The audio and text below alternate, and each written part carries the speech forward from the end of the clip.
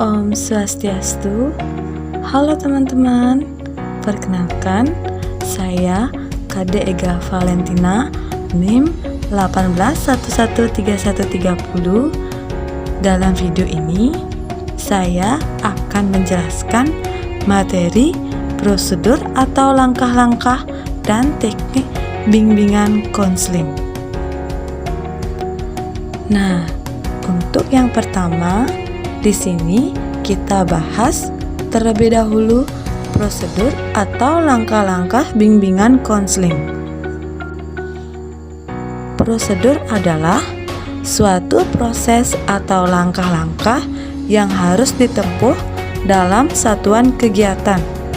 Nah, adapun prosedur bimbingan konseling yang akan ditempuh diantaranya yang pertama, menentukan masalah,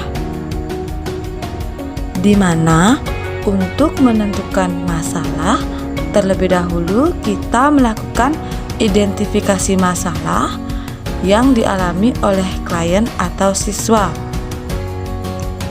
Selanjutnya yang kedua di sini ada pengumpulan data. Setelah ditetapkan masalah, selanjutnya adalah mengumpulkan data siswa yang bersangkutan. Data tersebut meliputi data diri, data orang tua, data kesehatan, dan data lingkungan. Yang ketiga, ada analisis data. Dari data-data siswa yang telah dikumpulkan, selanjutnya akan dianalisis. Yang keempat, ada diagnosis. Diagnosis merupakan usaha konselor menetapkan latar belakang masalah atau faktor-faktor penyebab timbulnya masalah pada siswa atau klien. Yang kelima ada prognosis. Setelah diketahui faktor-faktor penyebab timbulnya permasalahan siswa, selanjutnya pembimbing atau konselor menetapkan langkah-langkah bantuan yang akan diambil. Yang keenam ada terapi.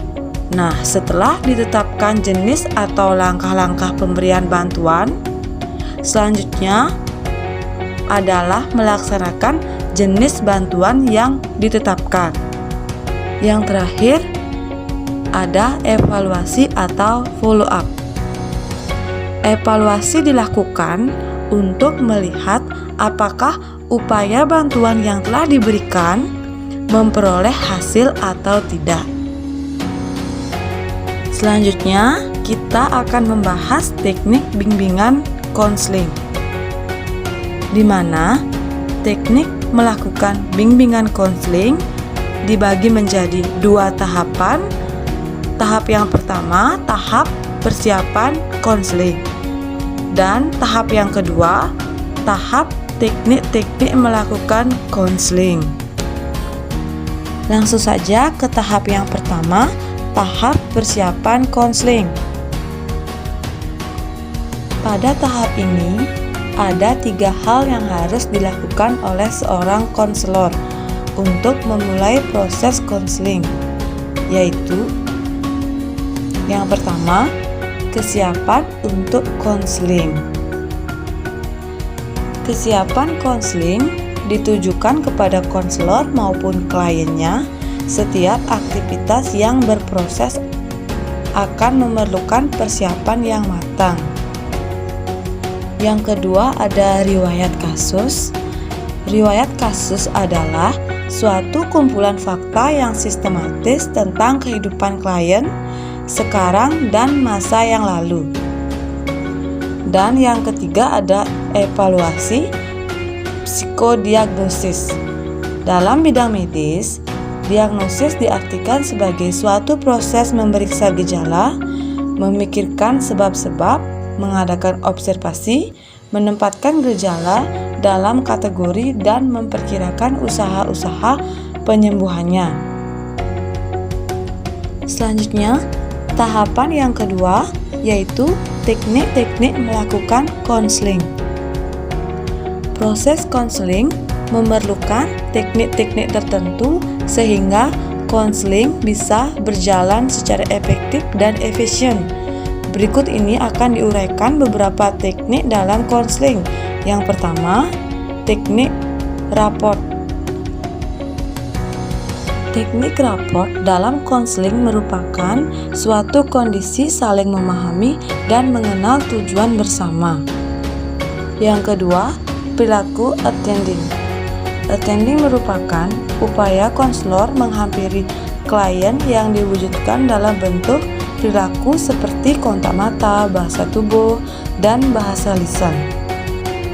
Yang ketiga, teknik structuring, di mana teknik ini merupakan proses penetapan batasan oleh konselor tentang hakikat, batas-batas dan tujuan proses konseling pada umumnya dan hubungan tertentu pada khususnya. Yang keempat ada empati. Empati merupakan kemampuan konselor untuk merasakan apa yang dirasakan oleh klien, merasa dan berpikir bersama klien, dan bukan untuk atau tentang klien. Yang kelima ada refleksi perasaan. Refleksi perasaan merupakan suatu usaha konselor untuk menyatakan dalam bentuk kata-kata yang segar dan sikap yang diperlakukan terhadap klien. Yang keenam ada teknik eksplorasi. Eksplorasi merupakan keterampilan konselor untuk menggali perasaan, pengalaman, dan pikiran klien. Yang ketujuh ada teknik paraphrasing, di mana tujuan dari paraphrase adalah mengatakan kembali esensi atau inti ungkapan klien. Yang kedelapan ada teknik bertanya. Umumnya konselor mengalami kesulitan untuk membuka percakapan dengan klien karena sulit menduga apa yang dipikirkan oleh klien. Nah, untuk itu konselor harus memiliki keterampilan bertanya. Yang kesembilan ada dorongan minimal. Dalam proses konseling, konselor harus mengupayakan agar klien selalu terlibat dalam pembicaraan. Dan yang terakhir, yang ke-10 ada interpretasi. Interpretasi merupakan usaha konselor mengulas pikiran, perasaan, dan perilaku atau pengalaman klien berdasarkan atas teori-teori tertentu.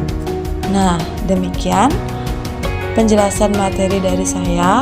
Apabila ada yang kurang dan apabila ada kata-kata yang salah, saya mohon maaf. Akhir kata, saya tutup dengan Paramasanti. Om Santi Santi Santi Om. Terima kasih.